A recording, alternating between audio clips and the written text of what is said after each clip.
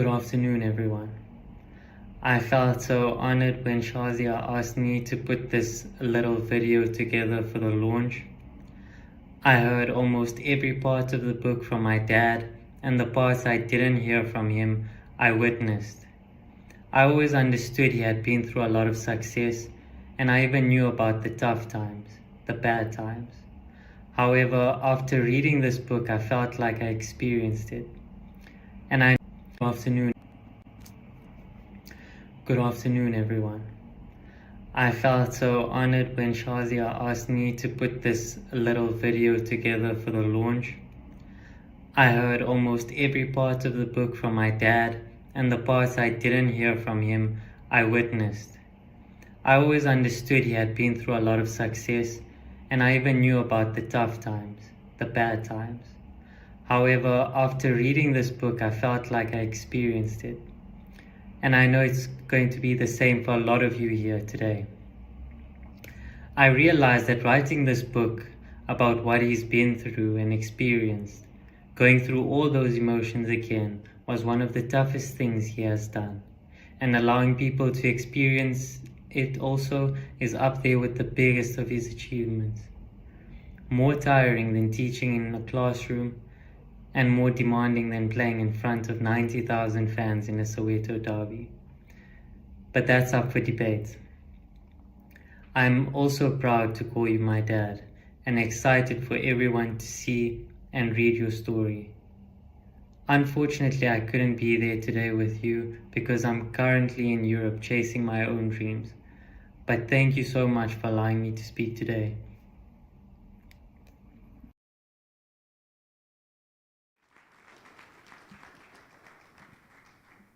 Ladies and gents, that scruffy-looking character is my brother, coming to you from Krakow in Poland, where he, as you said, is chasing his own dreams.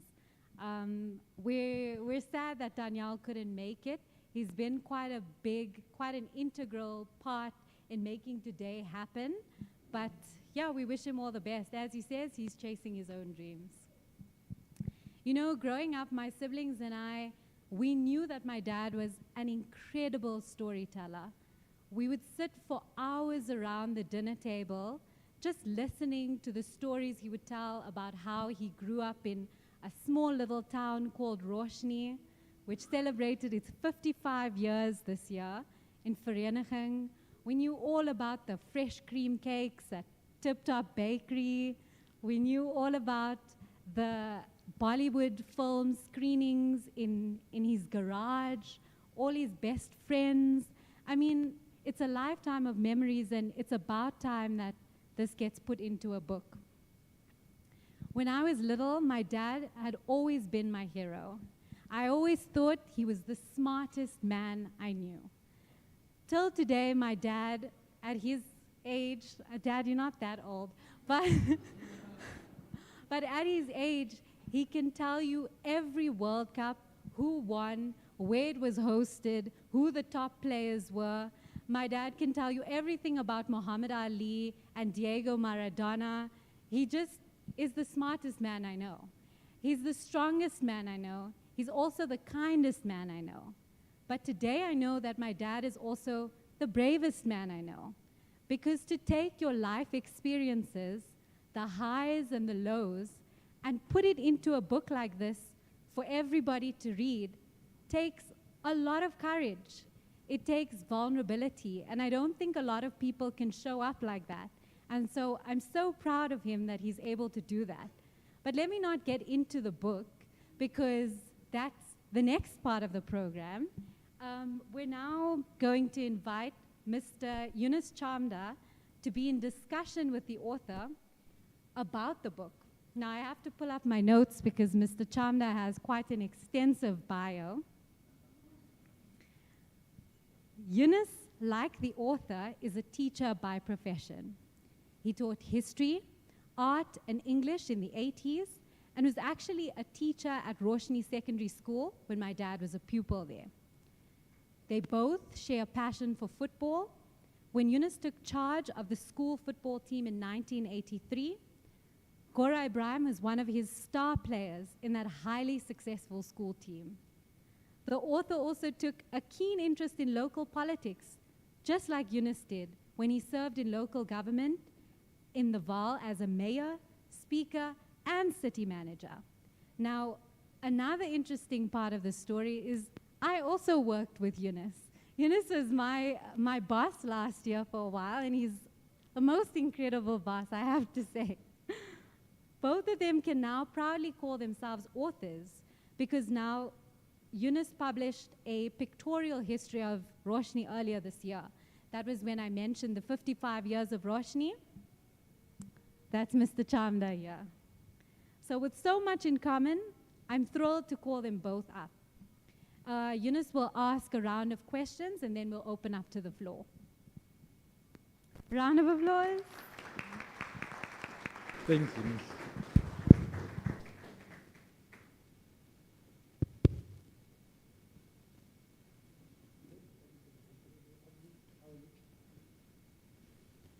Oops.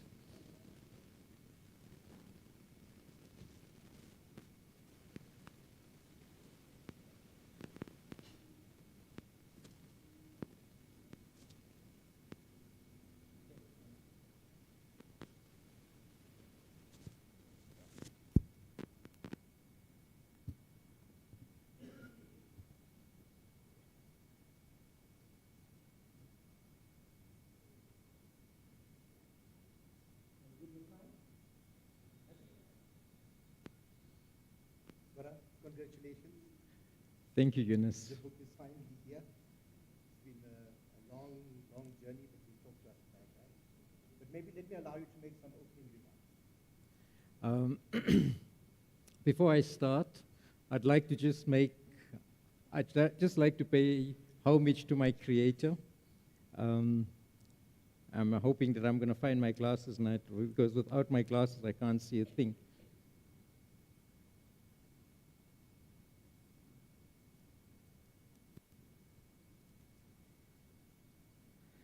In the book, I say that my life wasn't really mine.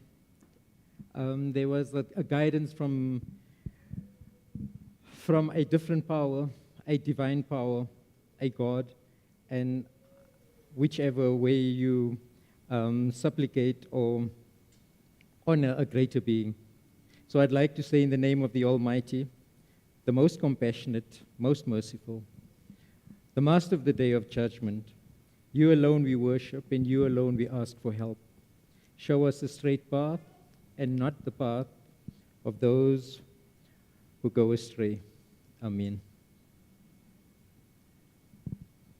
Thank you, Gora.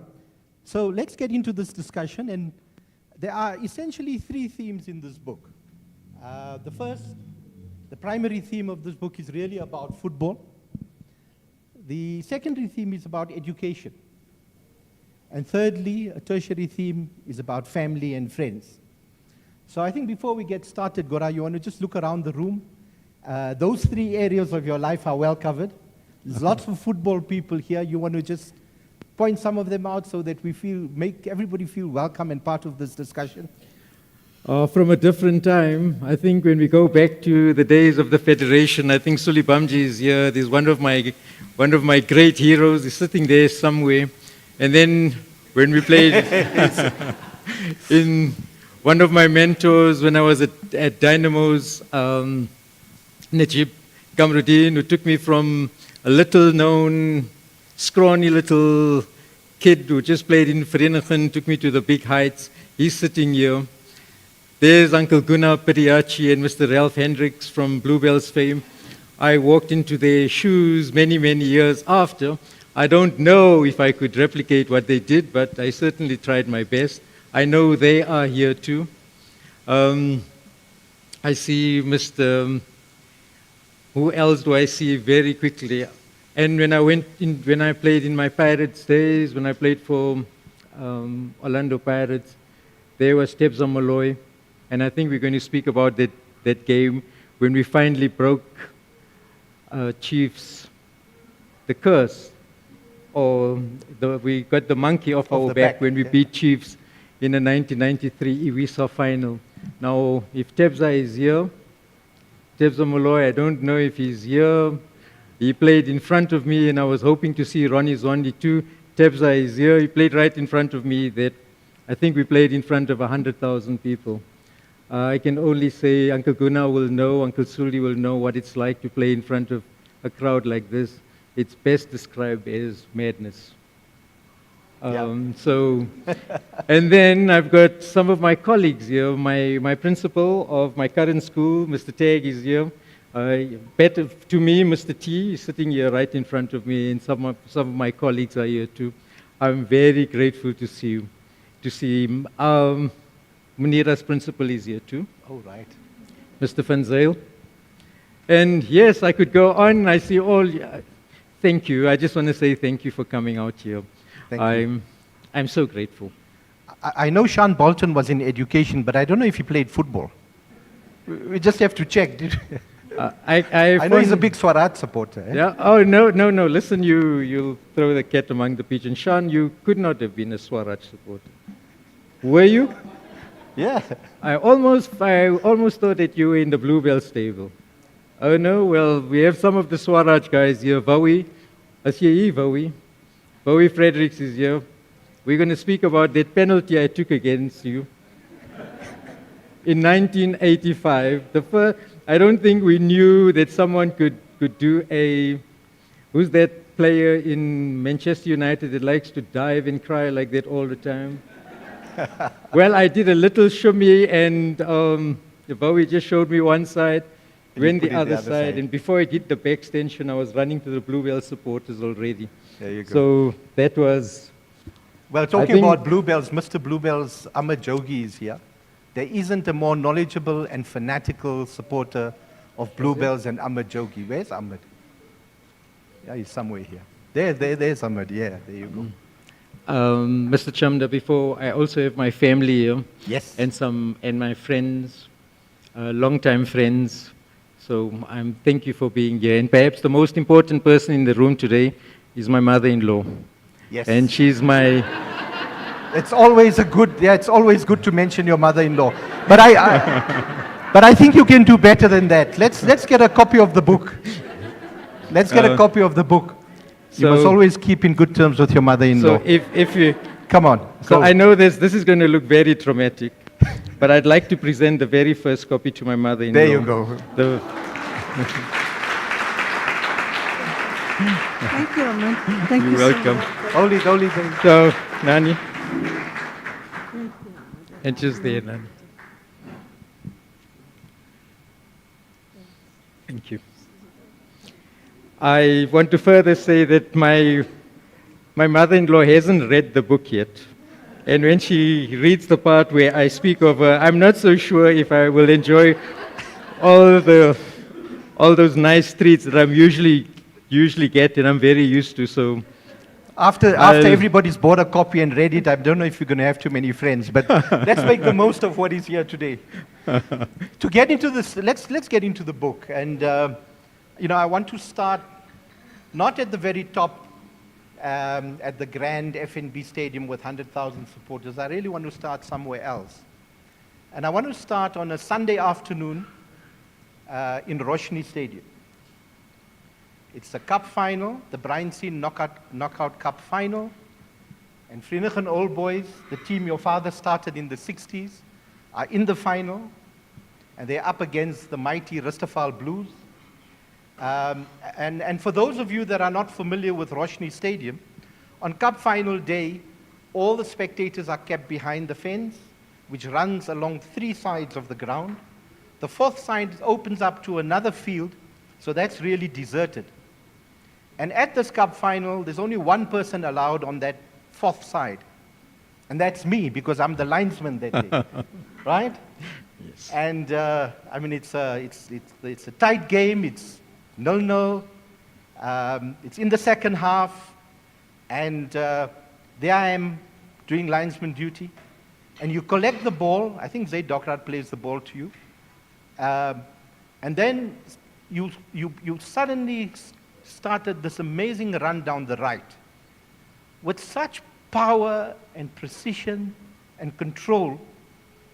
And then you started bending your run towards the penalty area.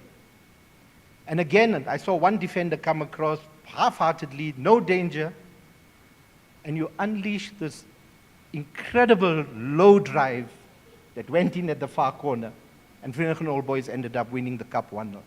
The reason that I raised that is that I remember as I turned with my flag to run towards the center to indicate that it's a good goal, the thought that crossed my mind, I just said, Gora, what an incredible run, what an incredible player. That was just out of the world. But that moment for me, I've watched you play many times. I mean, you played under me in the school team. But in that moment, I really appreciated what an incredible player you are. You remember the event? I remember that quite clearly. Just to share with you, I wasn't very easy to play with and to play against, because I had this drive and this passion to win. And on that day, Mr. Chamda, the score was 1-1.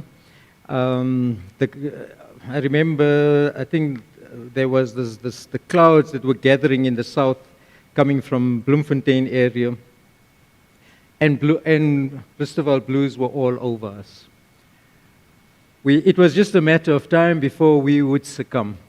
And of course, Zaidi Dokrat was playing right back. He was extremely tired. He plays a very tired pass towards me and say, it's almost like, yeah, Gora, you take the ball and do whatever you have to. And when I unleashed that shot, I didn't think it would end up where it did, because nobody else did. You probably had the clearest view. But when it hits the side netting, nobody moves. The stadium, everyone's still sitting. And then the referee signals for a goal. And then everyone realizes that the ball's in the back of the net, and of course the goal game has been affected or effected, if you like. So yes, I remember that very clearly. You remember that, right? Let's move now from that little ground in Roshni to your first game for Orlando Pirates. And it was against Jomo Cosmos. And I want to just read from page 152, because this is really, for me, when I go through the book, this really highlights probably the pinnacle of your career in terms of your own sense of personal achievement. And you say, if I was unsure of the magnitude and scale of the sport, it would be put to bed in the coming weeks. From the outset, Coach Jeff Hudson and I got along like a house on fire. At my first training session somewhere near Cleveland, there was a couple of 100 spectators watching us. When I made my debut against Jomo Cosmos in a friendly, there was mayhem, inside and outside the ground. But the Ghost took to me in a big way. They cheered and ululated every time I touched the ball. I had never experienced anything like it. We rolled over Cosmos that afternoon, and it felt so good. I had joined Orlando Pirates at the top of my game. Was that really the pinnacle of your career? I didn't know Orlando Pirates was that big a club. They were underachieving at that time. Kaizer Chiefs were always the dominant. With Kaizer Chiefs and Sundowns, there was structure. But at Pirates had some really, really good players, but they always underachieved. I didn't understand how big they were. And even before I put pen to paper, when I met Ivan Koza for the very first time in his office, I was unsure. I still didn't know if this was the right fit for me. But that afternoon, I think we played them somewhere on the West End. I could not believe what I saw. And of course, I was one of those that the spectators just loved and took to. I think it's very difficult to explain what that feeling is like, but I loved all of it. And I felt that, at that moment, I felt this was the club for me. Yeah, and I mean, the Pirates fans really took to you, but you also talk about the chaos behind the scenes of a club like Pirates, which comes as, when you read that, it comes as a surprise because here's one of the biggest clubs in the country. But everything appears to be chaotic, haphazard, disorganized. And of course, you also write about, you came from tremendous order and organization at Dynamos. And I mean, Najib is here. You talk about the sense of order and moving from that to this club, which then sort of unraveled quite quickly. I mean, from this heights that I just described, things started going downhill quite quickly at Pirates. So here you have this tremendous high, but then you write about a point when you really felt that you were probably reaching the end of the road at Pirates. And we'll just delve a little bit about as to why that happened. But you write about a particular match against Manning Rangers, when you were not even included in the team, not even on the bench, right? But the point that I think the hurt really comes through is when there was the tour of, was it Milan? Yes. AC Milan, AC towards Milan South game. Africa. And I mean, you really wanted to play in that game, but it never happened. And I think, was that the point when you realized that this was the end of the road for Pirates? I want to say when I joined Orlando Pirates, I was at the top of my game. I had never been physically fitter than I'd been there. I had already obtained this blazer as being voted as one of the best players in the country. And then I joined Pirates. I really didn't want to go to Pirates. Pirates resembled everything that was wrong with football at the time. They had no sponsors. There was no stability. They were there was always fighting in the background. And then I have this opportunity to go to Kaizer Chiefs. And Kaizer Chiefs is the irrepressible Kaizer Chiefs. They were the standard bearer of football at the time. And everybody wants to see Gora Ibrahim and Lucas Gedebe pair up in their team. But of course it doesn't happen. I go to Pirates. And I don't want to go to Pirates for obvious reasons. Because Pirates were a chaotic team. Everything was done haphazard. It was done last minute. It was done ad hoc. But I end up there. And there I find myself obtaining huge success. We achieve great success. We play the UEFA and we win it. We play in the BP Top 8 and we win it. And 4 or 5 months down the line, I'm really scaling the heights. But one day we're there for training and we play a game on the Sunday, and on the Monday we get to training, and I say, but I don't see Ronnie Zondi here. No, Ronnie Zondi's gone to Cape. He's been sold to Cape Town Spurs. Okay. The next week I go and I say, but I don't see David Nyati. Where's David? No, David has been sold to somebody else. And then I say, but I don't see Pio Nogueira. No, Pio Nogueira has been sold and he's gone somewhere else. So I'm thinking, oh, okay, so things are moving and things are changing rapidly, and we're achieving success with all of those players that I'm speaking about right now. And one day I get to training, and they say Jeff Hudson is no more there. And the coach was going to replace him was Walter De Silva. And so, without even acknowledging it loudly, I can already see the writing on the wall. But I fight for my position. And by the time we get back from our trip, we did a sortie to Africa, and we come back from Cameroon, I think the writing's already starting to be on the wall. And when we get to Manning Rangers that afternoon, I think Walter's already had it. He can't drop me because my performances is not worthy of being dropped. It's not droppable performances. And that day, James Galetta, our goalkeeper, and what I'm going to tell you now sort of encapsulates the chaos of Pirates, because James is allowed to run the comrades. James is a professional footballer that's allowed to run the Comrades. So James meets me after the game and he says, we're at the old airport in Durban, was it? The old, and he says, Gora, I don't know where the stadium is, can you help me? And we've got all the combis draped in the Pirates paraphernalia, all waiting for us. And instinctively I get in with him. And we lose the entourage. Where Pirates were going wasn't said to me. We lose them on the way, and I said, listen, I know where the stadium is, let's just go.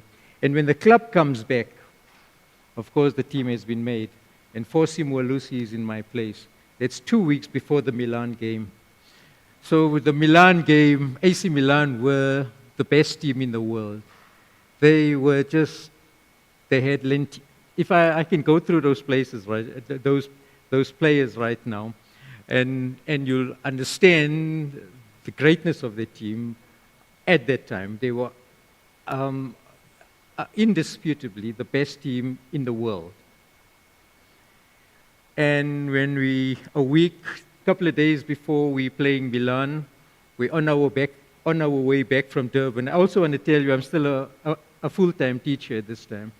We spend the evening at the Ilangeni. We play against, I think it was the Albert and Kelly's. And in the change room, he says, if this team wins today, this team, I play this team on Saturday. So Walter he used to speak with a very strong Portuguese accent, Brazilian accent. I prayed that Pirates lose. I sat on the bench and I prayed they lose selfishly, hoping that I get back my position against the best club in the world.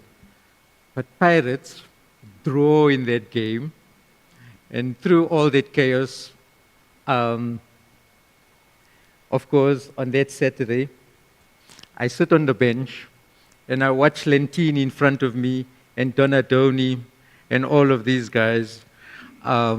I died sitting on that bench that day. If I just knew that I wasn't good enough to be there, if I knew that I'd lost my place 3-4 months ago, it would have been okay. But just 2 weeks before that big game, I suffered on the bench that afternoon. And it was also the first time I met Mandela, President Nelson Mandela. It was scant consolation for the disappointment of not playing against the biggest club in the world. And that brings you to the point where you write in your book, Orlando Pirates had contrived to break me, and they did it that evening. I would never be the same again. My confidence had been eviscerated. The levels I had scaled just a few months ago lay in tatters. To be rendered invisible without explanation was soul-destroying. I was never told why I was dropped at Pirates. It was never said to me that my performances were not good enough. I was just replaced, and without given an opportunity to fight for my place back again. And as soon as I was replaced, there were other players coming in, and then inexplicably, I wasn't allowed to leave. So I think that was just twisting the knife. Now, you've titled your book, No Regrets. But I was having a conversation with Agsi over here, and he made a very important point, that having no regrets is not necessarily the same as having a second opportunity to make a decision and making a different decision. So even while I think your book is all about looking back and having no regrets, taking everything that has come, the good and the bad, there are two things that, of course, you do reflect on. And probably given the opportunity to do it differently, you might have made different decisions. And there are two things in particular. One is joining Pirates, because Chiefs were interested in you. Sundowns was very much interested in you. But you did eventually go to Pirates. In hindsight, if you had the chance again, would you have probably gone to Chiefs instead? With no regrets, eh? I think by now, I think the audience can help us out with it. I want to say to you, Mr. Chamda, I felt at Pirates, when we started winning those matches initially, and Pirates everything just started aligning at Pirates. Unfortunately, the management was always, they were always going to have backroom fights, but on the field, we were okay. I felt that I was part of a renaissance. I felt that Pirates were on their way to fulfilling what they always promised. So for a while, yes, I thought I was in the right space. But if you ask me, what would I give to have played with Lucas Radebe in that Chiefs team? It would have been quite something. Let's switch now a bit to education. And I mean, you had a wonderful career in education. You taught at some of the best schools. But again, there's one decision that you reflect in your book as probably a decision that if you had a second opportunity, you probably would have made a different decision. And that was the decision to go and join the Waterval Islamic Institute. That turned out to be a decision that, if you look back, would you have probably made a different decision? So 1992 was quite a red letter year for me. At the end of 1992, I go from Marlborough School, and I then become a teacher at the Waterval Institute. The second decision I made was leave Dynamos and then go to Pirates. And the third thing that happened, on the 19th of December that year, I got married. So there were three very big decisions. And I see you've put them in order of preference. Eh? Munira? So the first two, I'm just saying the first two, I write in my book, were probably two big mistakes at the time. I should not have gone to Chiefs. I came to Pirates. I came from the structure of Dynamos. I came from the structure of a Marlborough school where everything was in place. At Dynamos, we had blazers. We were fawned over. We'd go at the airport. We were all we were all dressed up in our kit. We'd go to the stadium, and we had a different kit. We'd run out. We'd warm up with a different kit. I'm speaking of 1991, 1992. Some of the clubs at the PSL still don't do what we did then. We'd go to the Ilan Geni Hotel, and of course, as soon as we walk in, our meals were ordered already. We just go up, change, get out of our formals into our casuals, and we come downstairs, we eat, walk on the beach, that type of a thing. And then I go to Pirates. There's no kit sponsor. We are at the airport in civvies, others are in their techies, in their pansulas, and all of these things. Some of the biggest names in South African football, you just had to see them with their caps this way, and if you'd see Dynamos, you just know we were Dynamos. That's Dynamos coming. So that was the one.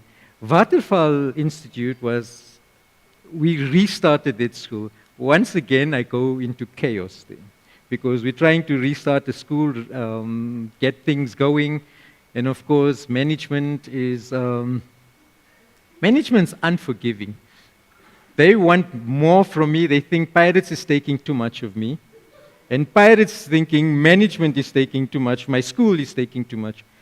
But these two jobs they've got to complement each other.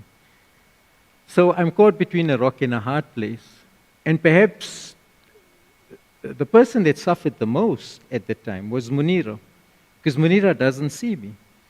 I get up in the morning, I go to school, I'm back at 2 o'clock. At 4 o'clock, I'm in Cleveland because we're practicing. I'm back at 7:30, 8 o'clock, have a shower, do some schoolwork, and I'm sleeping. And I go to bed thinking of school the next day. So she's not seeing me at all. And that's 5 days of the week. And then we play the next day, and then we rest one day. So it's like that for pretty much most of the season. And I want to share with you when we had our first Valentine's. I came home. We played in Durban, and I came home late. Munira was dressed in her finest clothes. She used to shop at a boutique called Wizards, and she was dressed in all of, and she made biryani. This is our very first Valentine's, and I walk in at 10 o'clock at night. And she's fast asleep. She's fast asleep Are they- in her best clothing, of course, and just to the contrast. On that day, Valentine's Day, 1993, we came back at Pirates. We played against Manning Rangers. We were 3-1 down, 20 minutes to go, and we turned the game around. We won 4-3 in the last kick of the game. Tebza, are you here? Yeah. Tebza will remember that game very well. We, in that last 20 minutes, once again, the chaos when the game at 3-3, when everyone knew that it's just a matter of time before we end the game. It's very difficult to explain. But Tebogo Moloi is here, and we were both in that team that afternoon.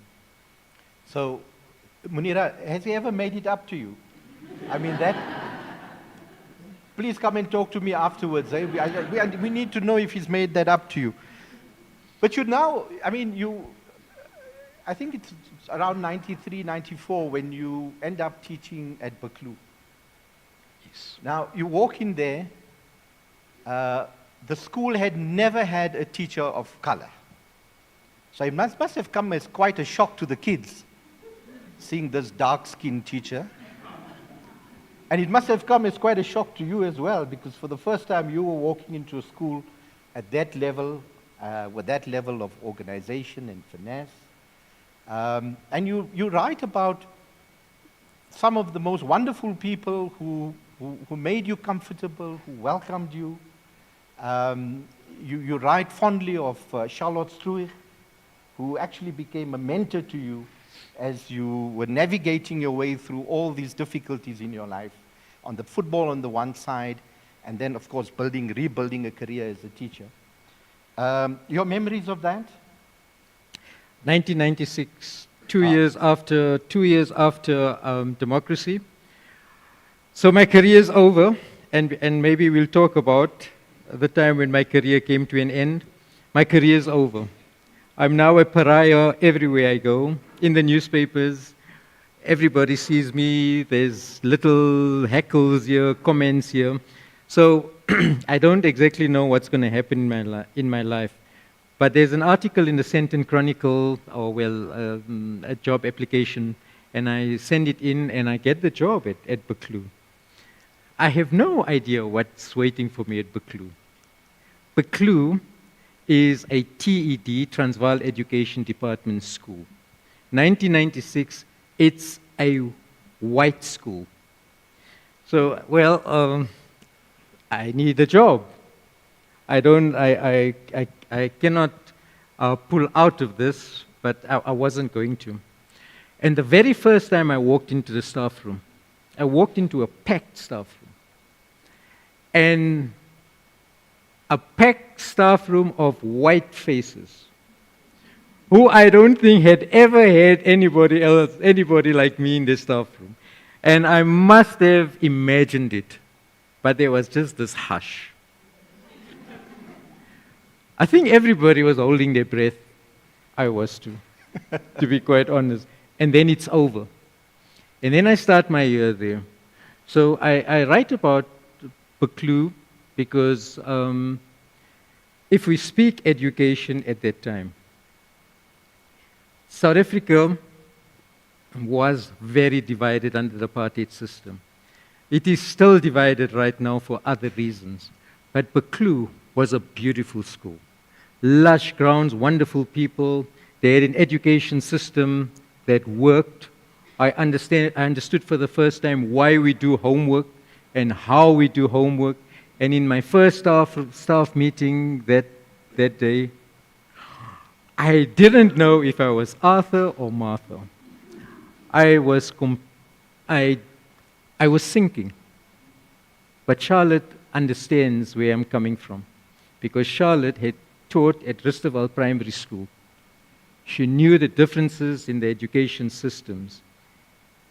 And she raises me and she picks me up and she says, ek gaan jou help. And then I would often say to her, Charlotte, kom nie weer terug nie. I'm not coming back again. And she'd say to me, go home and sleep on it. Come back the next day. And I enjoyed 6 wonderful years. And then I must tell you, my principal, who's now at Carlswood House, was a student teacher there. And he's sitting right here with me, Mr. T, Mr. Tag here right now. And we had many, he was one of those who raised me and made my life very, very, so much easier there. So thank you, Stuart. Thank you.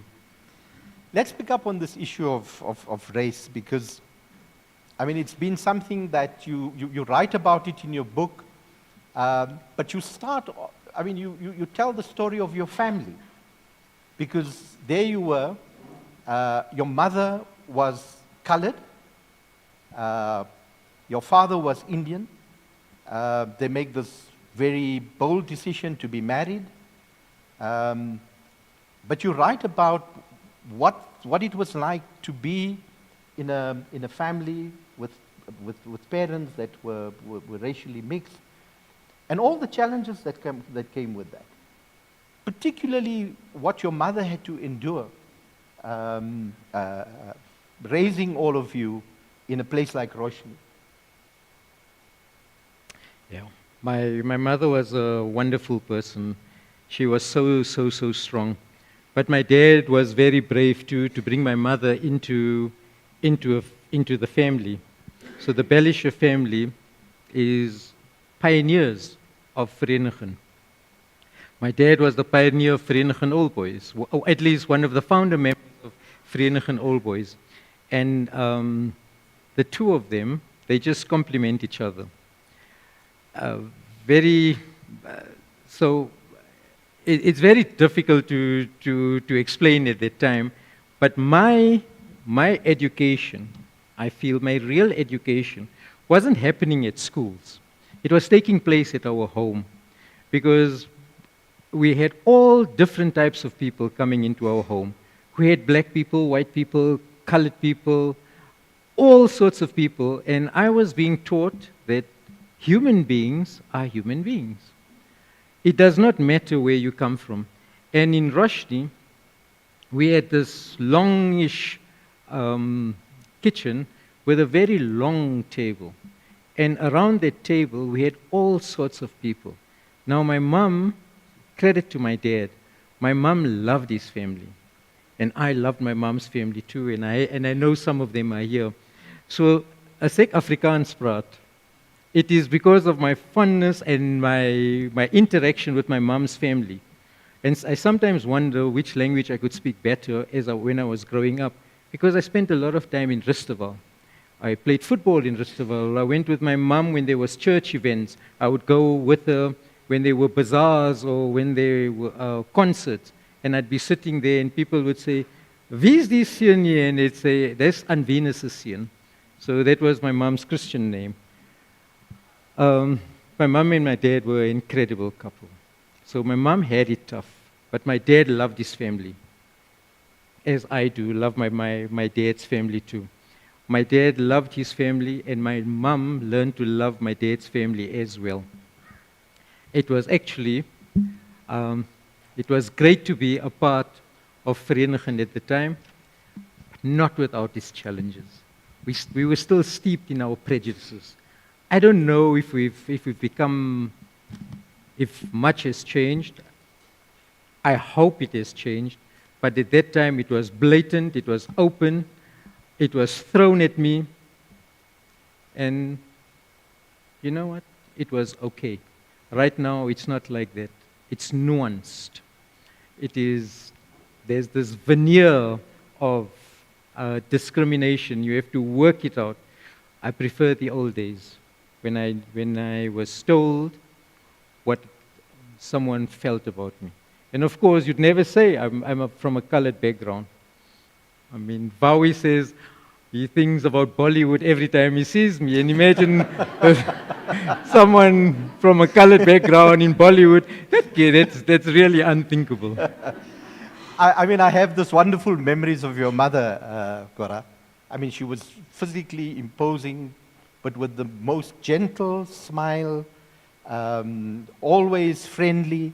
I mean, those are the enduring memories that I have of your mom. And she was truly an incredible woman. And throughout the book, I mean, there are these two unsung heroes. The one is your mom, and the other is Munira. Because you see, your mom, I mean, she anchored the home, and she supported your father in all his football endeavors. So whether it was entertaining the team or washing the kit, whatever it was. And I also, you know, I can clearly see that throughout your life, Munira has been the anchor in the home. And I mean, a tribute is your children. I mean, the more I interact with them, the more I realize what a wonderful job Munira has done. And really, these are the two unsung heroes in the book. And I'm glad that you've taken time to recognize them and to mention them. On the race issue, I mean, I just want to move a little bit into football now. Because throughout the book, you mention so many people that you encounter in your football career, of all races, who really were good to you, who related to you as a human being. There are so many that you mention, I don't want to go through all of them, but across the color line. I mean, and little things, like Max Mapunyane coming and giving you a word of encouragement at a time when things were a bit difficult. So you mention all these people, but then you also talk about some incidents that I found it quite startling that your coach would actually start asking you about your religion almost in a mocking manner, about your prayer, etc. And I just find that quite shocking. I find it shocking that in the change room, and I think it was Walter De Silva at the time, who actually says that Pio, who was now playing for the opposition, had said to him before the game, if the Indian he play, I score 2 goals. Yeah. I mean, as blatant as that. You've also tried to expose the fact that race had a big part to play in how you were either accepted or not accepted within the teams. Yeah. Your reflections on all of that? Yeah. So Indian players were in the we had all these demarcations, all these compartments. There was the Indian League, there was Indian and Colored League, there was the Black League, there was the White League. And when we all get together, all of a sudden there's not many Indian players left. And the Indian players that played at the highest level, I can almost count them on my one hand. Uncle Guna is here right today, Suli is here, Siraj, Zain Musa, and a few, there's a few others that I'm speaking of. But the Indian player is a dying breed. And we were dying quickly at the time. There was a lot of pressure on me to hold my place in the Pirates team.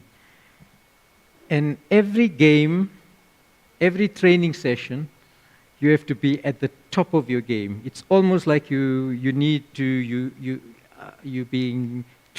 on a trial again. You cannot get away with much. But Walter De Silva and I didn't get along. I had a wonderful relations with Jeff Hudson, and Walter comes in there, and maybe it started on the wrong footing when I was at Dynamos and he was at Blackpool, and he famously said, "I'm just a couple of hours away from winning my 3rd title," and he thought he thought it was a done deal. Then, of course, Dynamos had other ideas.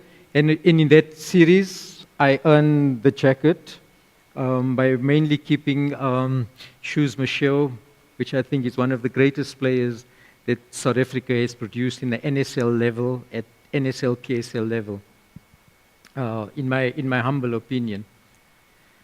So when we went to Cape Town, in the change room, I've lost my place already in the team. But on that day, I get my place back again. And we playing against Spurs, we're sitting in the change room, and people can't get into the stadium on time. It's an 8 o'clock kickoff, but we have to delay the game. And in the old, for those of you, if you can remember the old, what was it, the old stadium in Cape Town, not Hartleyvale, what is it? Athlone. Athlone. The old Athlone, you sit in a very small change room, and the people, you can hear the people through the little, as they go. And there we were hearing the shamboks and the people screaming as the cops are trying to contain the supporters, because there's madness. They all want to get into the stadium. So we run out, and then they tell us we got to run back in again. So we run back and we're sitting around. And while we're sitting in our change room, there's silence. We've had our team talk, we've had everything. And we're all sitting around in a little semicircle, and Walter is pacing, and Walter looks at me and he says, I speak to Pio during the week. So Pio Nogueira is he's Brazilian, and so was Walter, and they were good friends. And Walter says, Pio says, if the Indian he played today, I scored 2 goals. You could hear a pin drop in the change room. Nobody says anything. Nobody looks at Pio.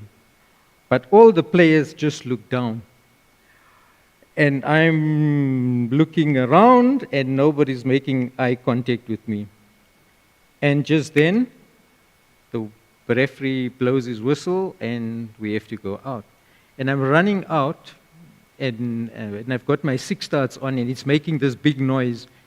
And Mark stops me, Mark Maponyane, and Mark says, Gora, you know Pio. Pio likes someone very close to him, so if he feels you, he's going to turn you. Give him some space, and as soon as he gets the ball, hit him. He didn't have to tell me that. I knew Pio, I played many times against him, but I was grateful for Mark's advice.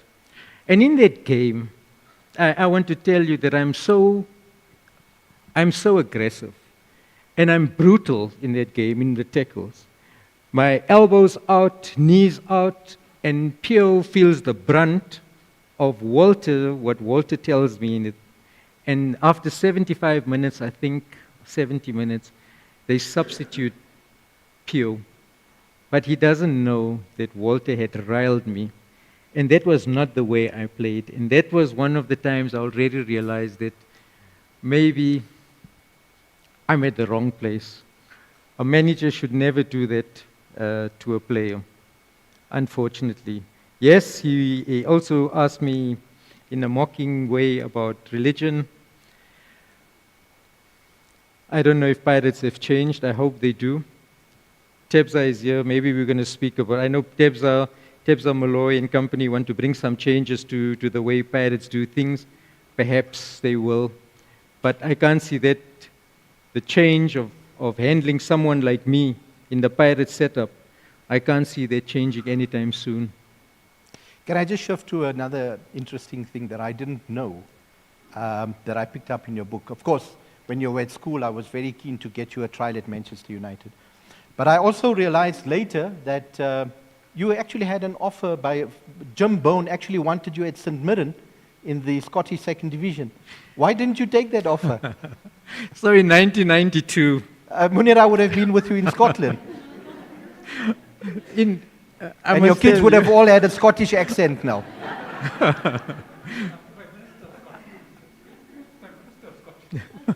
I've got to be careful what I say right now, Mr. Chamdon.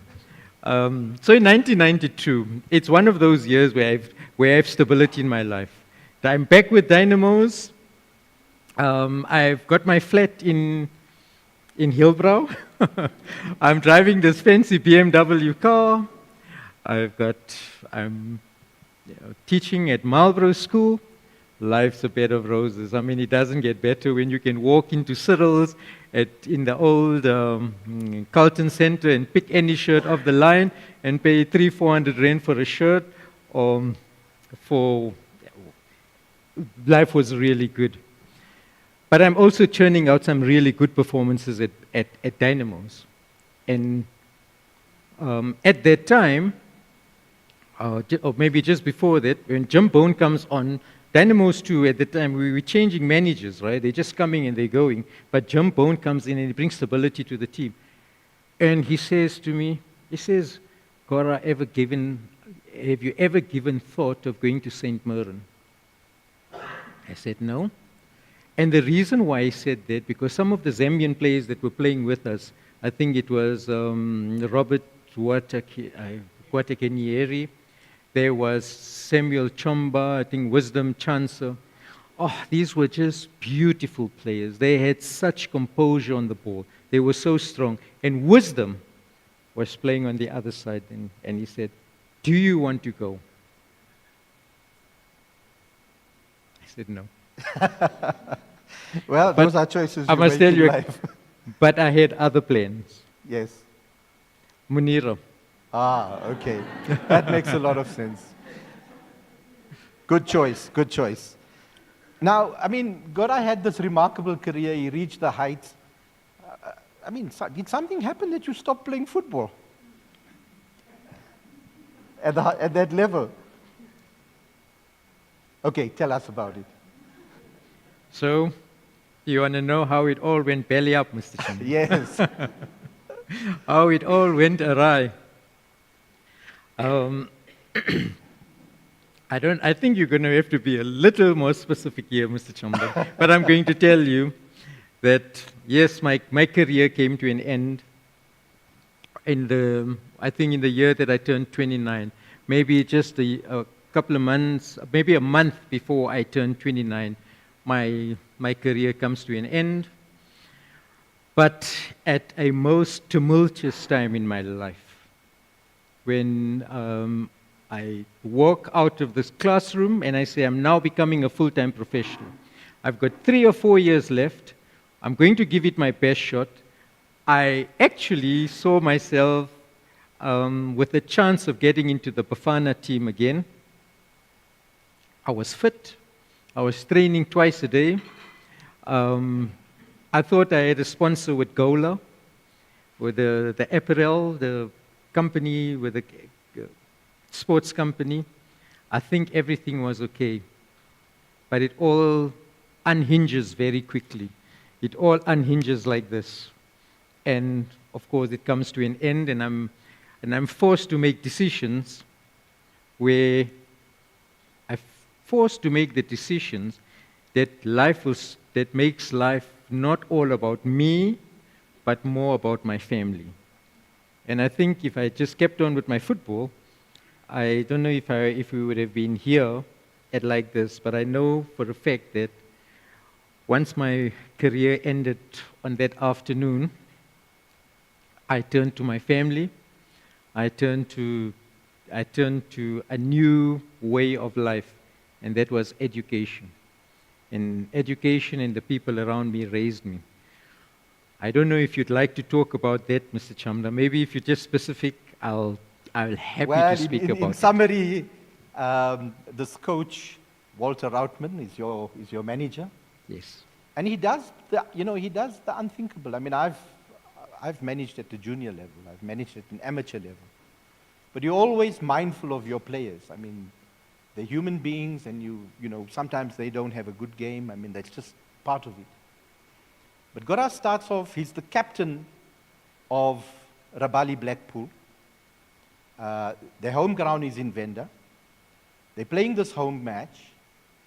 And, I mean, I've looked at that video, and there's absolutely nothing that goes wrong in those first openings. It's just completely normal. You were under a bit of pressure, but the game was fully under control. And then, inexplicably, I think about 20 minutes into the game, 20 minutes.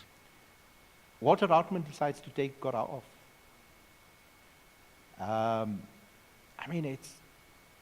I mean, I know lots of other professional coaches have spoken about literally a couple of minutes into the game, they feel they've made the wrong decision, but you always protect your players.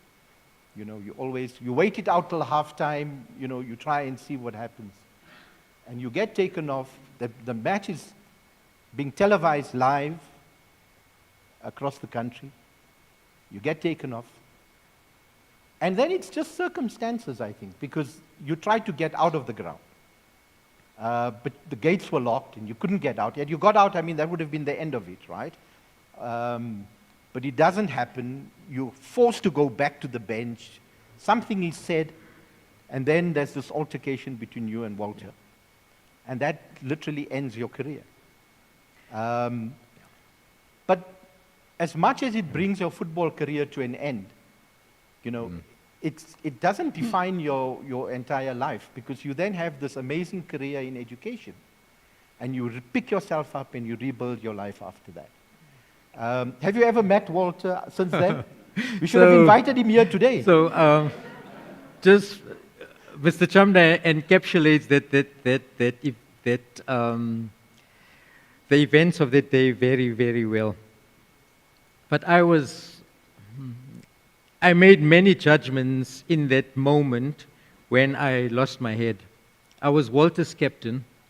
We were trying to stave off relegation. He brought me into the team. I was made captain. We were making the changes. We got a great result against Sundowns. We were into the next round of the Bob Save. All of those games, when I got into the team, given the captain's armband, and I think there was a lot of things that were going right. But Walter and I were having our own disagreements at management level, not player level. We were not eating well. We were not traveling well. Venda was 600 km away from here. We were not sleeping, eating, traveling. We were not being treated really well. And for a club to stave off relegation, we needed to put those things right. And we had great players. I had Cyril Nzama on my right. I had Andrew Rabutla playing with me. Both of them went on to play for Bafana. Then there was Gavin Silango in goals, who wasn't a bad keeper at all. And I had Gondwe on the left side. And I had other players. We had other players in the team. We were really a decent outfit. And all we needed to do was to stabilize the team, and we were going to get out of that. But Walter takes aim at me, and I'm stupid because I fall for it. So on the very same platform where I was raised, you know, where I thought I was king, Walter destroys me. But he doesn't. In the end, it is my decision. But he knew how to play me, and of course, in the end, Walter comes off the hero, and I am very much villainized in the hearts of the spectators all around the world and all around South Africa, and it still is like that. I go on social media and they still say, I wish they'd say it's Kenta now, but they don't call me Kenta now. I wish they'd say it's like Zidane, but they won't say Zidane. They'll just say, oh, that guy, that, you know, he did this, he did that. You shamed us and you did this, that. And of course, I'm going to have to live with it forever, I suppose. Sure. But I mean, you put that behind you, and you've told your story in your book, which I think is important. Look out for the newspapers in the next week. Walter might want to respond to you.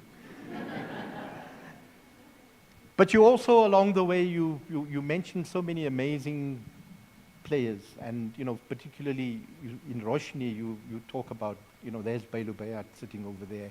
There's Mackie here. I mean, these are the chaps that really influenced you. Bailu was with your father when they started Vereniging Old Boys. He was, in the 60s, he was just a kid. And if you look at Vereniging Old Boys, I mean, he started off being the mascot for the team, but then had an amazing career right up to 1981 when they won the cup final. But just talk about the influences in your life. So, and in my acknowledgements in the book, I mentioned many of them, and Bailu Bayat is one of them. So I have a confession to make today to Bailu. I never realized how good you were. I only realized what a great player Bailu was when I started playing at the higher level, at a different level, at Pirates, at Dynamos. Only then did I appreciate the few matches I played with Bailu in 1982 at Vereniging Old Boys. Now, at Vereniging Old Boys, in the Federation League in 1982, they were great strikers. They were Dot Borman, Samora Kulu, Chris Fortune, and all of these. These were some of the best players at the time who could have played anywhere in the country. And I was his henchman. I was in front of him. He was the brains, and I was the guy who was doing all his dirty work. And he'd say, right side, left side, hold, face the ball, don't back off, do this. That was an education. Bailu Bayat was, if a young Bailu Bayat would have played anywhere, amongst any one of the soccer teams at the time, or like me. And I speak of him and my cousin Mohammed Said Mops Kesem, two of the very best players. But I had the pleasure and the privilege of playing with Bailu. And he's here today. I cannot sing his praises high enough. And when you talk about those instructions like face the ball, hold the ball, I mean, I remember your father saying that. I mean, he used to shout that out on the ground. So Bailu probably picked it up from your father. My dad used to say, hold. So hold the line, face the ball, you never turn your back, irrespective of what's happening.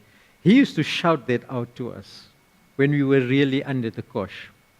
And of course, I wish just on a different note, Mr. Chamda, I wish I watched my dad play. I've never watched him play. I wish I watched the Naidu brothers play. I never saw them play. Some of the finest players at the time, Vereniging Old Boys, were built around those players there. I think I missed out. You did.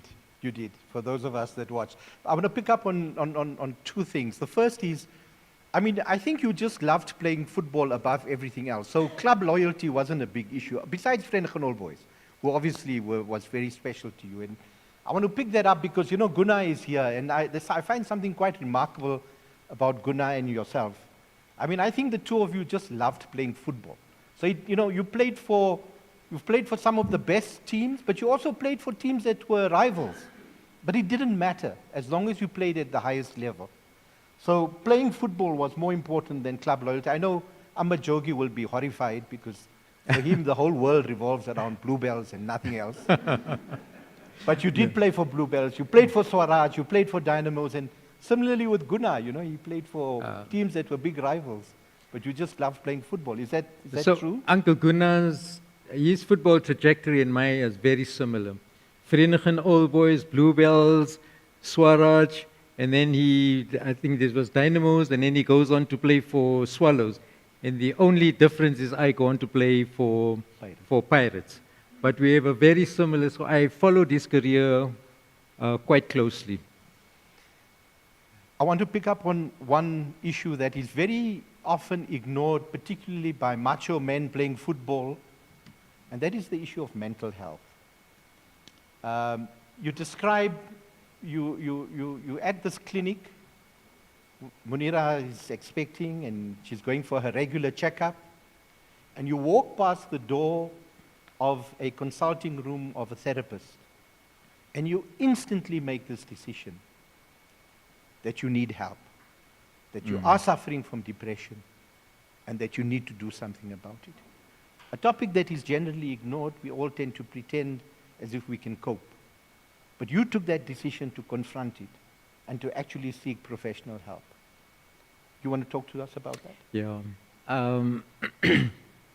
So that's the thing with depression, Eunice. we laugh through it, and we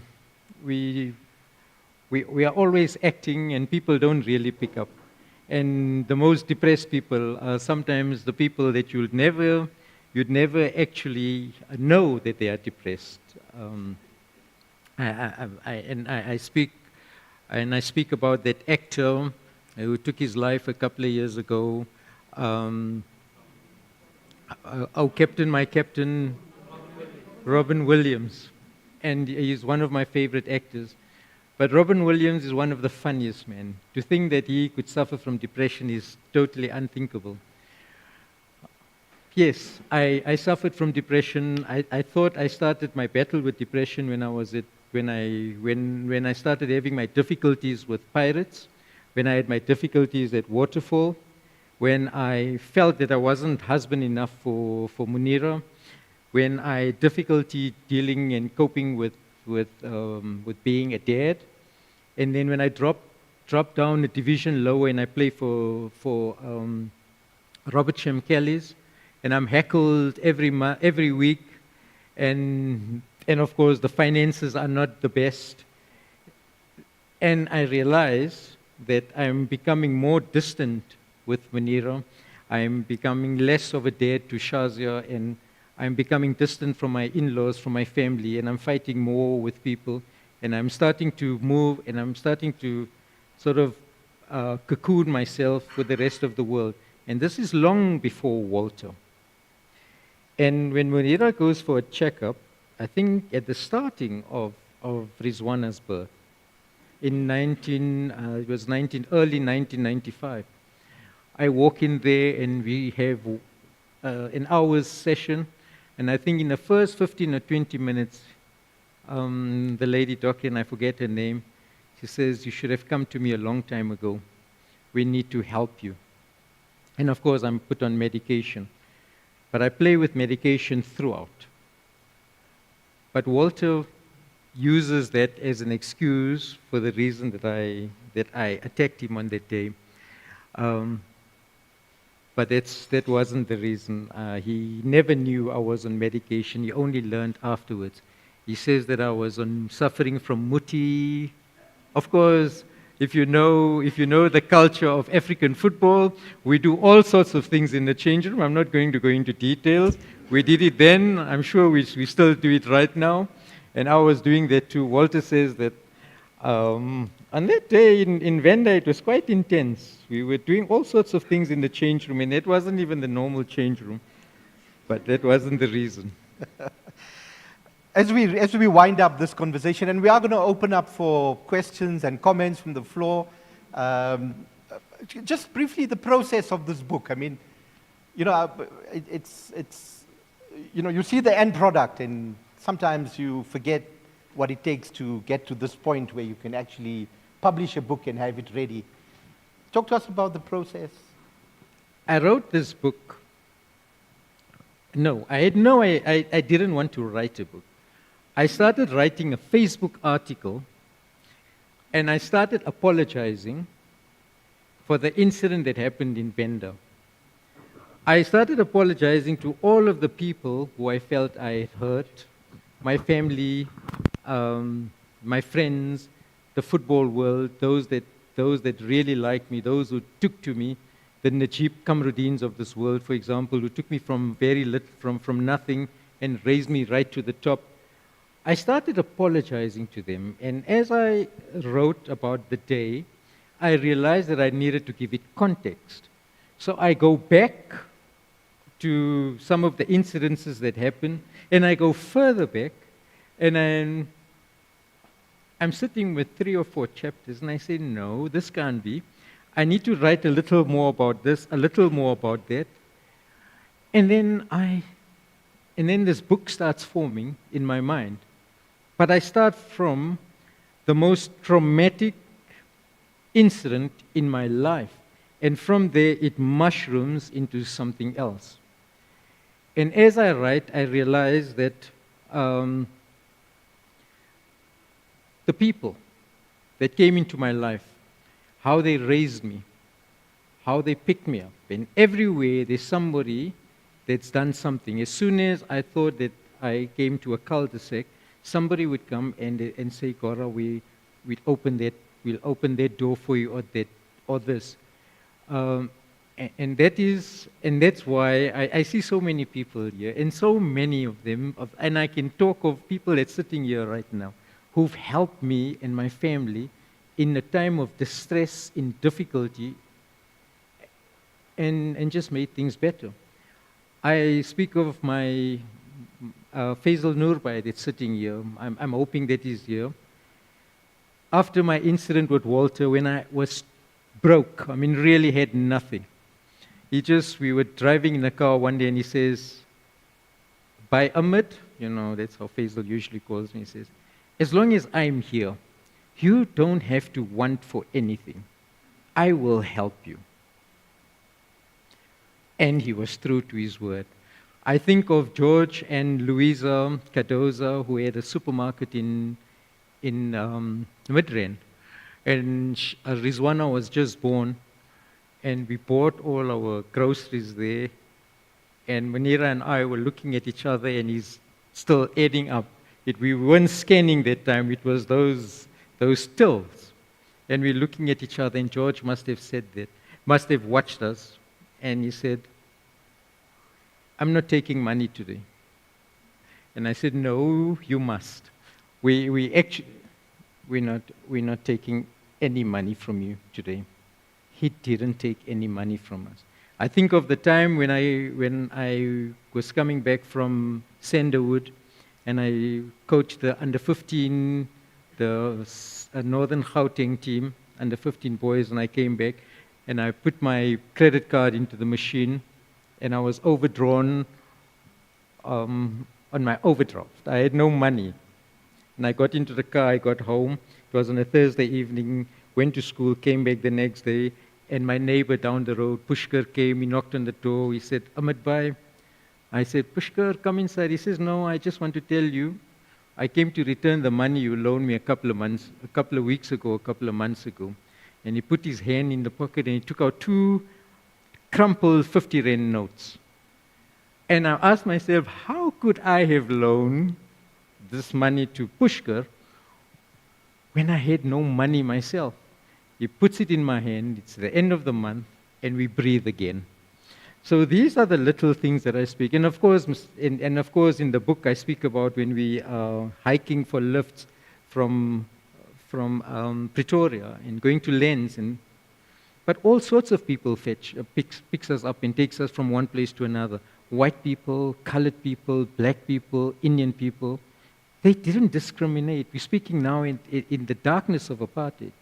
They took us and they dropped us off, and we were grateful.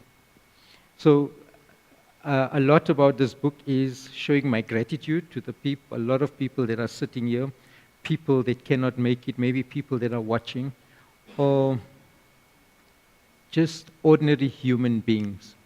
Because at the end of it all, the good, I think, will overshadow or encompass the bad.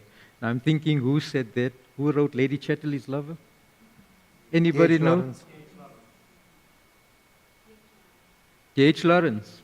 And the good shall encompass all that which is bad. And that really brings me to just about the end of your book when you write, moments like these are reminders of the kindness and the blessings that have come our family's way. The difficulties and tragedies are part and parcel of every life and every home. Triumphs and happiness have always been in great supply. I have the choice now. I can decide which of these beasts I would like to feed. The one that had caused me so much of pain, or the one that had resulted in untold happiness and joy. So Gora, which beast have you decided to feed? I choose happiness, hands down, Mr. Chairman. Thank you very much. It was great having this conversation.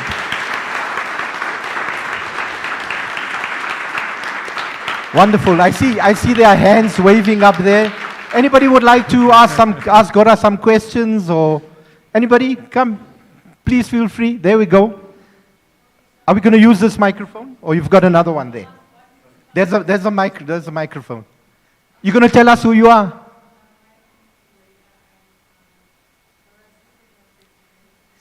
Do you just turn on the mic, please?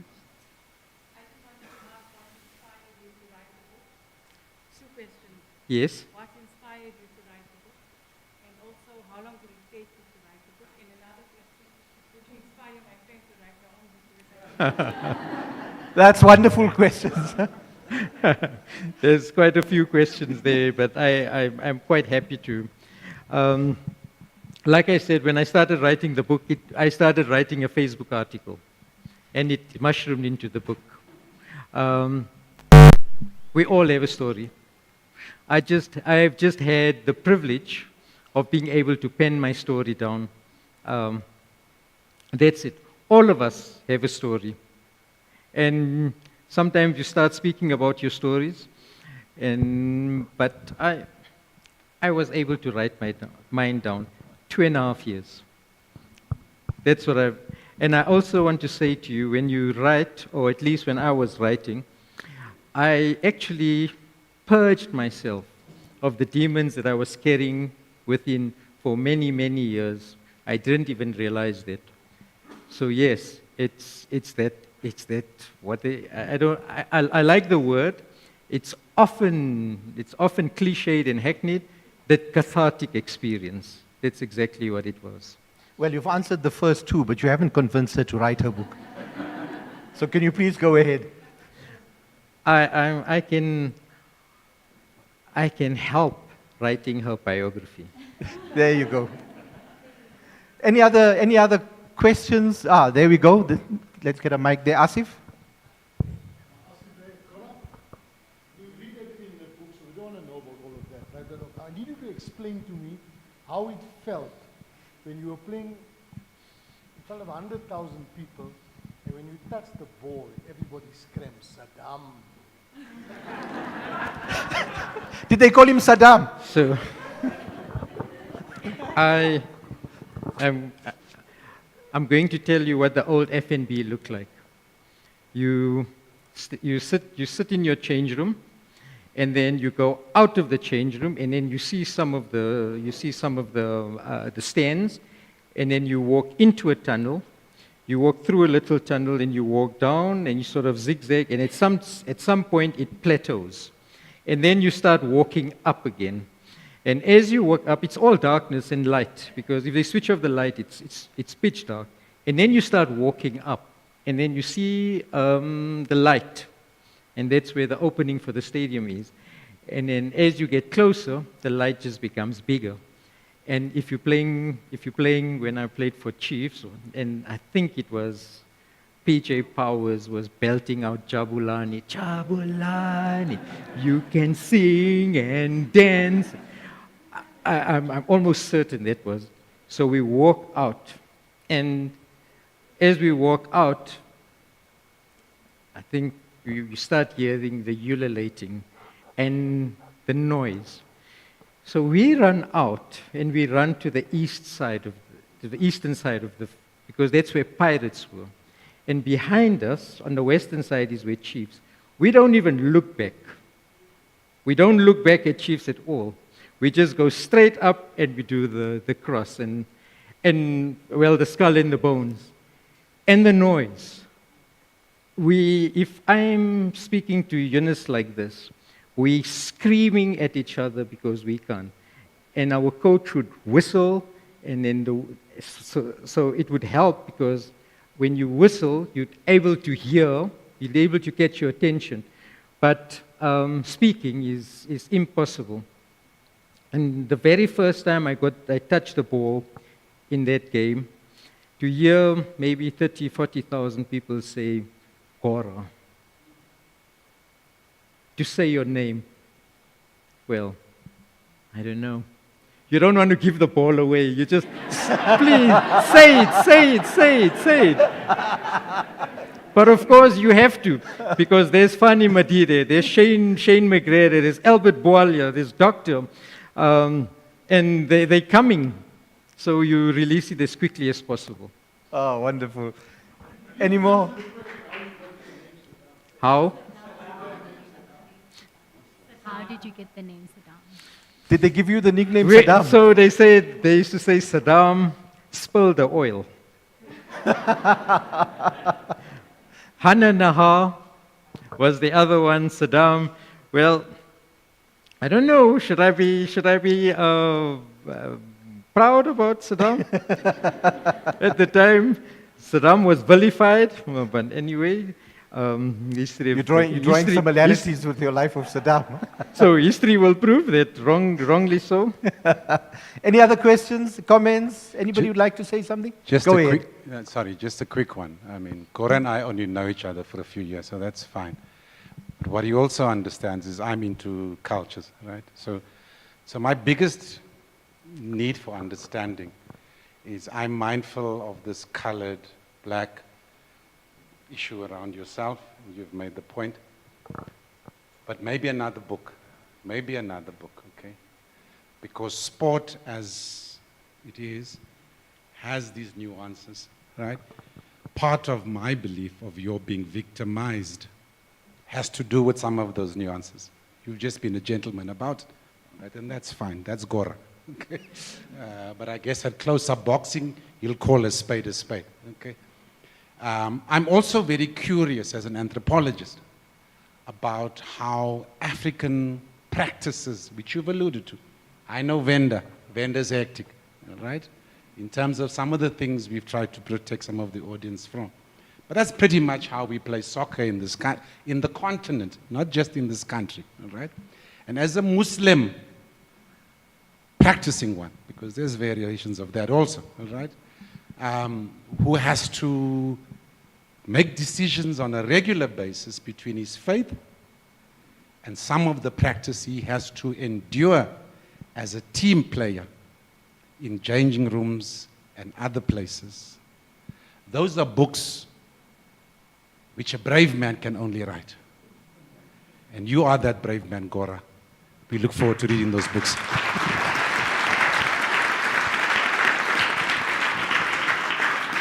Wow, so thank you for that. Yeah. That, I don't know where to start there. Start with another book.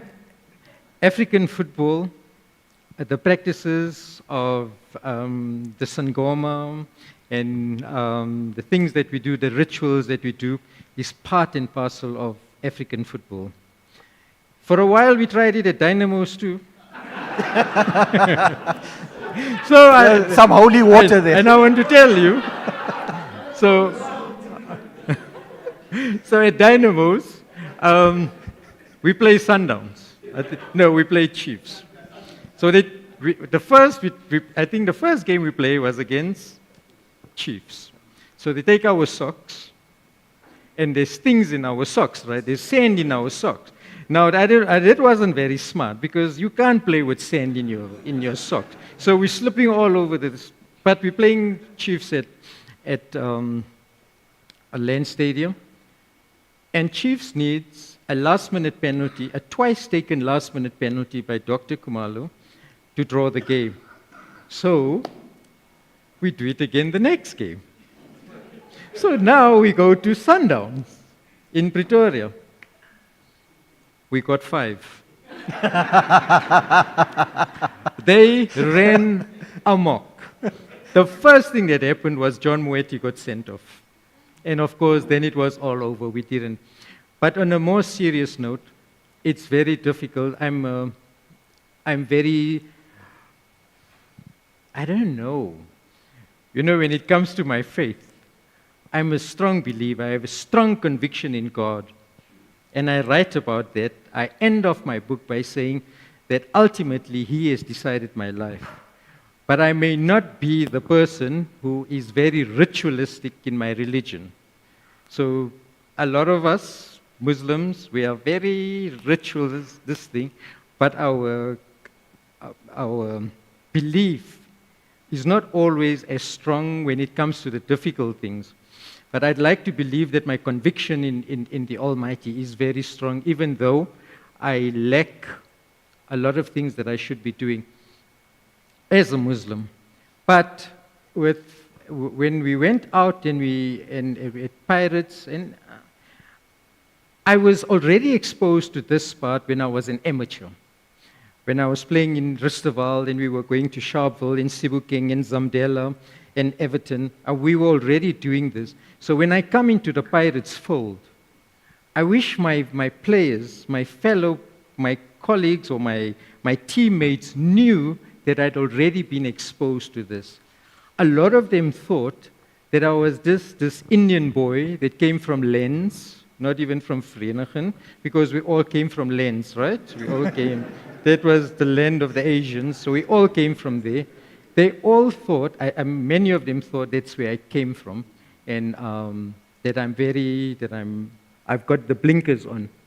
But I'd been exposed to it already. I could tell them a thing or two about the things that we did that time. I did what I had to do when I was at Pirates to be a part of the team. I also shaved my hair off, just so that I could assimilate with everyone. And you can never do that. You cannot do that. You can adapt, but to assimilate and be like everyone else and hope that they're going to take to you is a mistake. I made those mistakes, and nobody could tell me at the time that, Gora, you cannot do these things, because there were not many people who were there. There was Gunnar, there was Suli, and there was just a handful of them. It was what it was. But that book, perhaps, and maybe I'll write it as a semi-biography, and then I can be brutally honest. Any more questions? There at the back there. Good. Go ahead. Good afternoon, everyone. Afternoon, Gora. I just want to comment on what the gentleman was saying earlier. First of all, congratulations on your book. And you touched on a point. You know, we all thought you came from Lens. We didn't even know Vereeniging.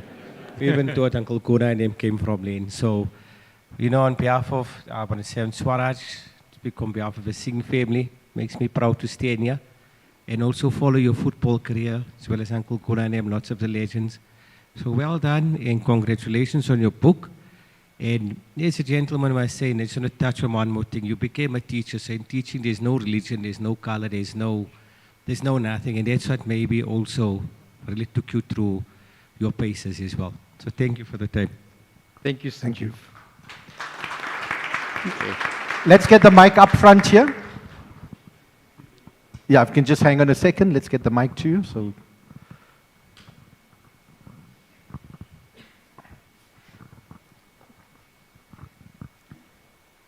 Now I've stage fright. So, Mr. E, this is not a question.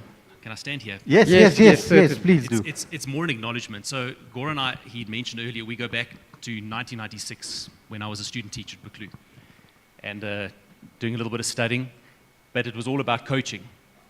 And straight away, we became very, very good friends. And then when I qualified, we worked together at Buccleuch, and we spent many, many hours when we should have been coaching, but the kids then were playing soccer and netball, and we were sitting, chatting, having a Coke and a bar one. But what I really appreciated right at the beginning of my career was the mentor that you were to me. And it wasn't just to me, it was to many, many other teachers. And I know there are a number of teachers that are here today, both past that worked with you and that currently work with you. You always had this calmness about you. You always looked at people and you acknowledged them as people. Doesn't matter who they were, what was going wrong, what happened, whether they were parents, teachers.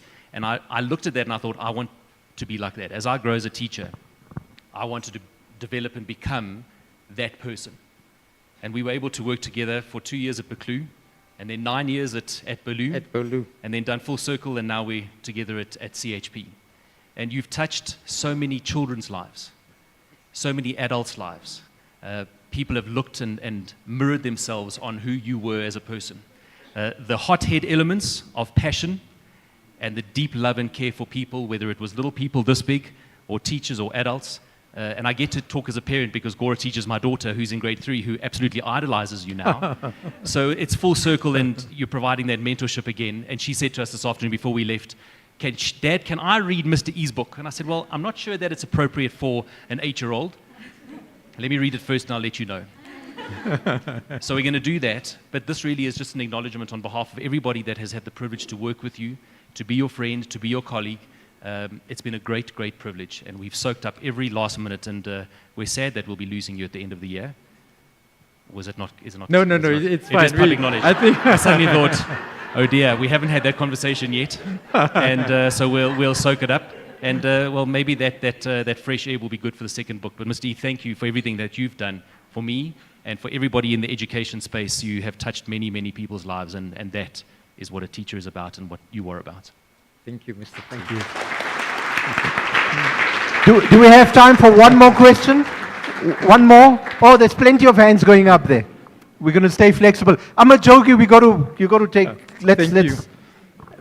You're not allowed to ask anything about his time at Bluebells, eh?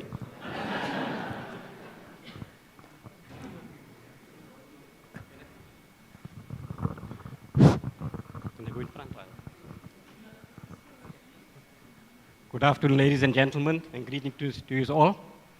On behalf of Gauteng Fed Legends and Bluebells United Football Club, we say congratulations to Gora Ibrahim on the launch of his book, and we wish you all a success. Well, it's really touching, you know, looking at I just goes through the book, and it brings back a lot of memories, and hopefully this book will reach the length and breadth of this country, and also reach our libraries and so forth. But on behalf of, like, once again, Gauteng, Gora, tell us about when you were at Bluebells, who taught you to sing? Who taught you Thank to you. sing? There were hands at the back. Okay, so yeah, you know. So Bluebells was not just was much more than just a football club.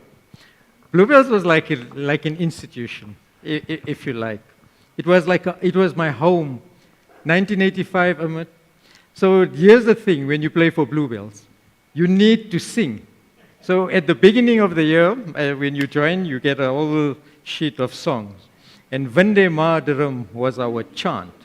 We say Vande Mataram and the Bluebells market dung. But it's not all. We sing in the change room before the game, and we'd all clap hands, and we'd go, fair maid, pretty maid, give your heart to me. We'd like to see the Bluebells on the field.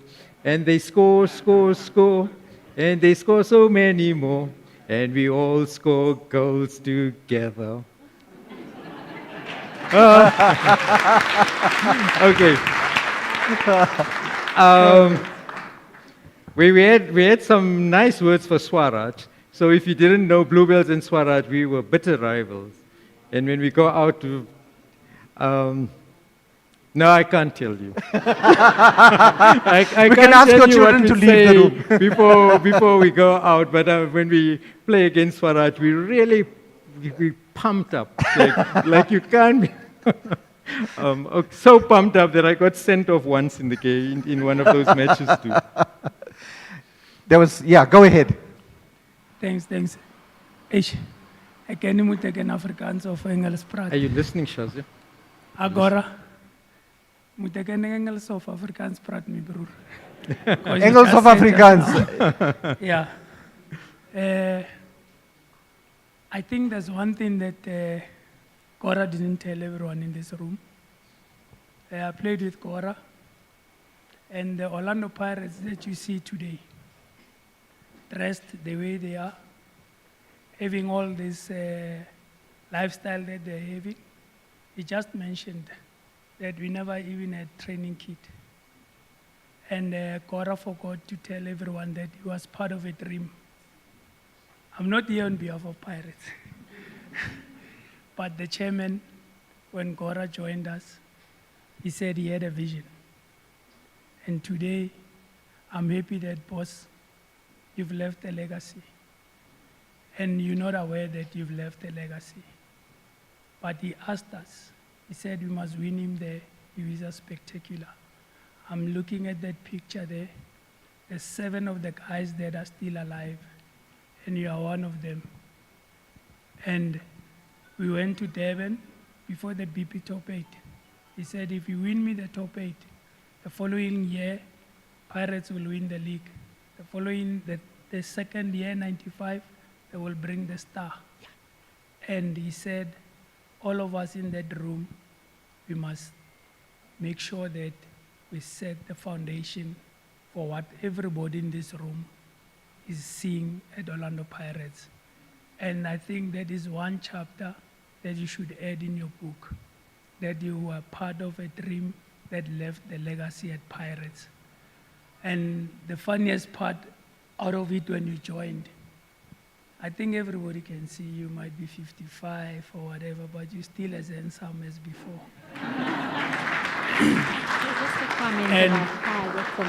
And Shuzlu shows you when we signed you, you're sitting just next to me. And Shuz said to me, you know, I'm happy that there's this cultural thing that's coming up. But Shuz said in Zulu that, let Jananda leli, meaning, die mooi Jananda, hoe gaan hy die mense tackle? That's nie 'n striker wat gaan bang is vir hom. Hy's te mooi om te tackle. But at the end of the day, you made it well, my bra. Please put that chapter in your book to say that you left a legacy at Pirates. And you said you're not sure if you can go back. He said if you're still alive, the guys that are still alive from the team that said that, they can come back and reap their rewards. And I've reaped mine. I'm not going back. It's for you now. It's your turn to go back. Thank you. Thank you. Back up. Let's get it here. This is the last one here. Yeah, please go ahead. Or shall we make that the second last one? Yes. And the last one will be there. We can't leave the journalists out. Thank you. Program Director, with your permission, can I just open and say, Assalamu alaikum, although I'm a Christian, I need to respect your religion and I need to respect the man of the moment. My name is Peter Gabanda, I'm from Durban, I play for Bria. On behalf of my wife Molly and myself, we're so overwhelmed to be here, to be part of this unreal occasion, a momentous occasion, to be a person that's come from simple, humble beginnings to grow up to the highest level, possessing rich values and morals, teaching children, brilliant sportsmen, excelling especially in soccer. For you to take time and to write that book, it means a lot. To your wife Munira, the backbone of your family, to your family, congratulations to your dad and to you guys as support. On behalf of all of you here today, I think we are so proud to be here. And using this venue this afternoon for me personally, playing on the field against opposition, and gone are the days, and currently now if you look at it, and we spoke about it outside, off the field we were family. Doesn't matter which team we played for. And what an opportunity for me today to see former professional players from different clubs that are formed here and using this afternoon's auspicious occasion to meet up and fellowship with them. So once again, brother, congratulations. Thank you. The last question will go to Thomas. Thomas?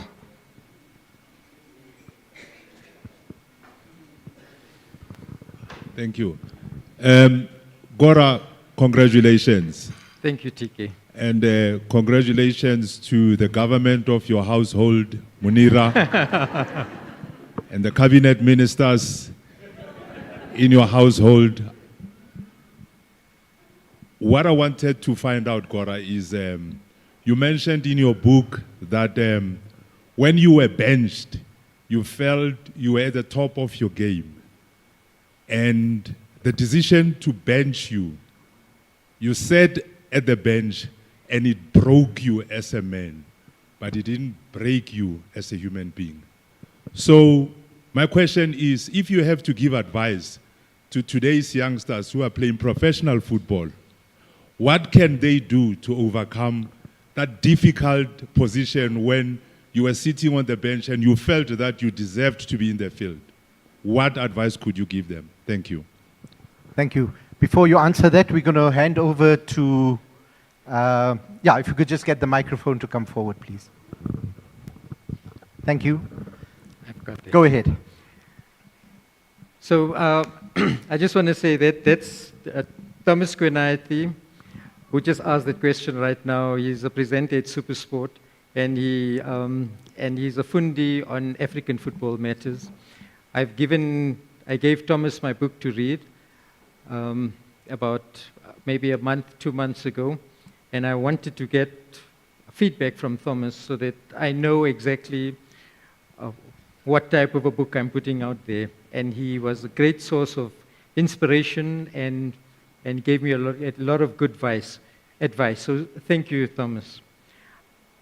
Firstly, Thomas, it's the advice that I can give someone right now. I don't know if I'll give the advice then and now is different. When I was playing at Pirates in the 1990s, we were at the mercy of some unscrupulous, dangerous, if you like, officials. We didn't have the freedoms that we had right now. If I can tell someone at the time, the advice would have been for me, knuckle down and get your place back into the team. That's what I should have done. It was never going to happen because I was rendered invisible. And so it was. Now it's different. The playing fields have changed. Coaches look at their charges differently. Coaches manage their players. When they do something, they're always worried about what's happening mentally with their players so they can extract the best out of their players come match day. They already know the physical abilities of the players. They already know all of that. So if a player in today's time lose their place in the soccer team, in the team, he's able to go back and he can fight his way back into the team. Because it's just not one person's mind that's made up like it was in that time. There's the assistant coach, there's the whole backroom staff that will advise that manager about the player that he's got there. In my time, we had a coach that coached us the way he was coached many years ago. And then there was no science in the game. The coach would come with a big ego, and he would come there to prove a point. I'm in charge. I'm the man of the moment. I will tell you what to do. We had no other choice. If he decided that this is your fate, no matter how much you tried and how much you conditioned your body, whether you trained twice a day, which is what I did, it just wasn't enough. Today, you can win your place back. If you're good enough, you'll get it. It doesn't matter who you are, because the sport has become a science.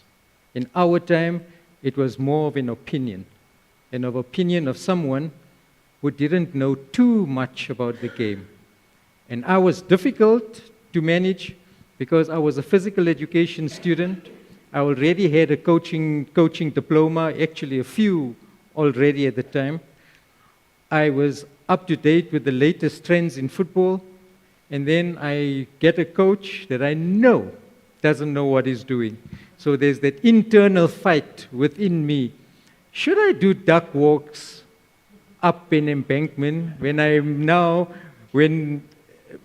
I've just had cortisone in my knee and I know my knee is going to last 6 months? Should I do that? Or should you understand? Thank you, Vesh, Austin, and the team at Chirino Printers. Thank you, Kevin, for checking the legal compliance. Thank you to Skeen for designing the book. It looks incredible. Amazing. All to Skeen's work. Thank you to the photographer, Chloe Tag, for taking the book and the pictures of my dad for the book.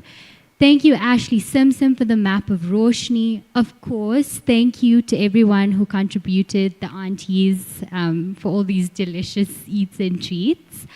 To those that have come from far, thank you so much. Your presence means a lot. Bloemfontein, all the way from Bloemfontein, Durban. Thank you to all our sponsors, Clevas, Ideal Metering Services. And lastly, to Dumbledore's Army, that was our team. Mr. Chamda for hosting a Q&A, reading the first draft and offering all your support throughout. Shazia for organizing and editing, for running after all of us and making sure everything is in order, all the sister duties. My mom, Munira, for your unwavering support and bringing everything to perfection, which is what you always do. And of course, Zakir, for your help in organizing and of course your support. Also, this beautiful painting was painted by Austin. Follow him on social media at MTSAA_art. I hope I did not leave anyone out, but Can I? Of course. Yes, before I just want to say that my book was edited twice. And Samina started the process, and Samina Anwari is here. And then I had it sub-edited by Mrs. Rick, Marilyn Rick. And then furthermore, had it looked over by Carol Jordan, who teaches with me. And then when it was done, we decided to get Marcus involved because I needed a political angle and we just needed to make sure that I had my ducks in a row like that. So Marcus took the final draft and he changed a bit of things in there so that I will not get sued. And I don't know if Marcus is here today, so there's just those some of those people. And I just want to say, if there's anybody else that we've forgotten, it is not done intentionally. It's just that so many of you were involved in this whole process. And thank you, we love you guys, we love all of you guys. We love you guys very much. Thank you. For me or Mr. Chamda? For me. As an author. We need the team here. Come, Munira.